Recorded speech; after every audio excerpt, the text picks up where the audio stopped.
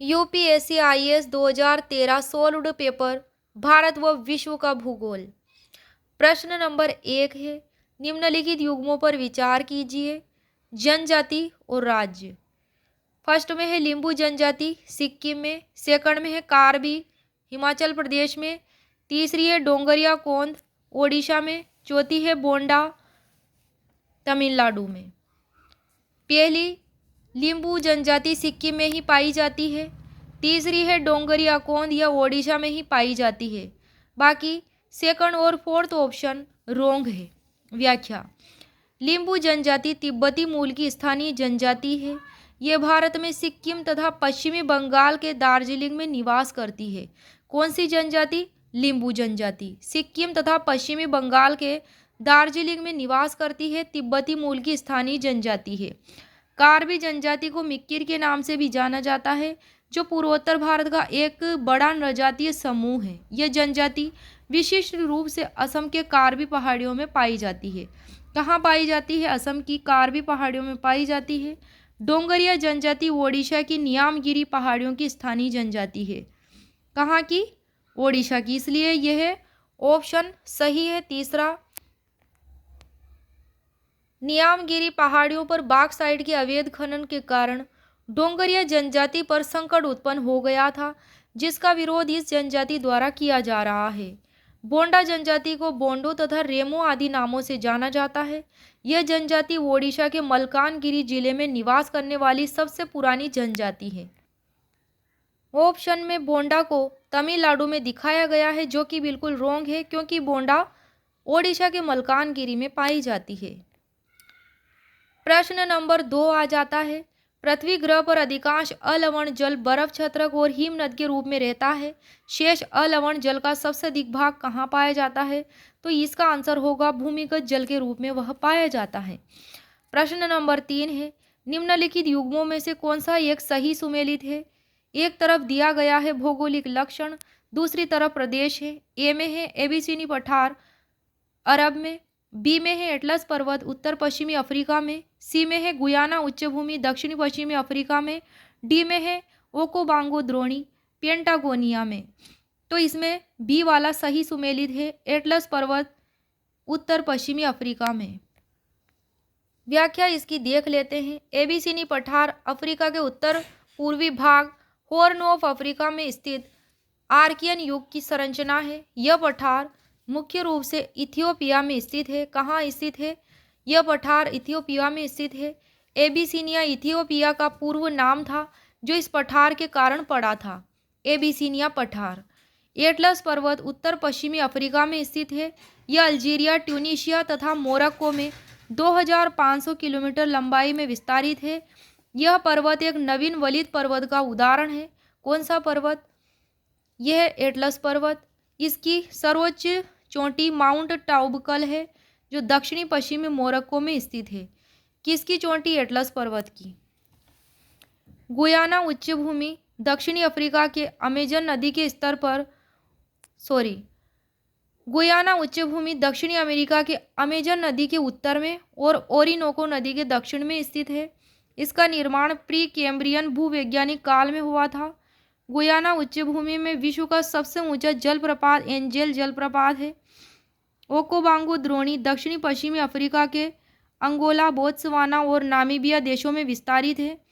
Horn of Africa, इसमें कुल 4 देश शामिल हैं, जिबूती, इरिट्रिया, इथियोपिया और सोमालिया। कितने देश स्थित हैं? हॉर्न ऑफ अफ्रीका में कुल 4 देश, जिबूती, इरिट्रिया, इथियोपिया तथा सोमालिया। एबीसीनी पठार अरब देश में बताया गया है, जो कि बिल्कुल रॉन्ग है, क्योंकि अफ्रीका के उत्तर पूर्वी भाग में स्थित है। गुयाना उच्चभूमि इसलिए रॉन्ग है क्योंकि दक्षिणी पश्चिमी अफ्रीका में बताया गया है, जबकि यह दक्षिणी अमेरिका में स्थित है। ओकोबांगो द्रोणी जो यहाँ पर ऑप्शन में पेंटागोनिया बताया गया है, ये रॉन्ग है, क्योंकि ये दक्षिणी पश्चिमी अफ्रीका के अंगोला, बोत्सवाना और नामीबिया देशों में विस्तारित है। प्रश्न नंबर 4 है, संसार के सर्वाधिक महत्वपूर्ण मत्स्यन क्षेत्र उन क्षेत्रों में पाए जाते हैं जहां, इसका आंसर होगा कोष्ण तथा शीत महासागरीय शीत सागरीय धाराएं मिलती है, कोष्ण तथा शीत सागरीय धाराएं मिलती है, वहाँ पर क्या होता है, वहाँ पर संसार के सर्वाधिक महत्वपूर्ण मत्स्य क्षेत्र पाए जाते हैं। संसार में महत्वपूर्ण क्षेत्र उन क्षेत्रों में पाए जाते हैं जहाँ प्लैंकटन अधिक मात्रा में पाए जाते हैं। ये प्लैंकटन ही मछलियों के मुख्य आहार है। जिन क्षेत्रों में गर्म व शीत जलधाराएं मिलती है वहाँ प्लैंकटन विकास के लिए आदर्श दशाएं निर्मित होती है। प्रश्न नंबर 5 है, निम्नलिखित में से कौन सी विषुवतीय वनों की अद्वितीय विशेषता है? कौन सी विषुवतीय वनों की अद्वितीय विशेषता है? पहली, ऊंचे घने वृक्षों की विद्यमानता जिनके किरीट निरंतर वितान बनाते हैं। दूसरा है बहुत सी जातियों का सह अस्तित्व हो। तीसरा है अधिपादपों की असंख्य किस्मों की विद्यमानता हो।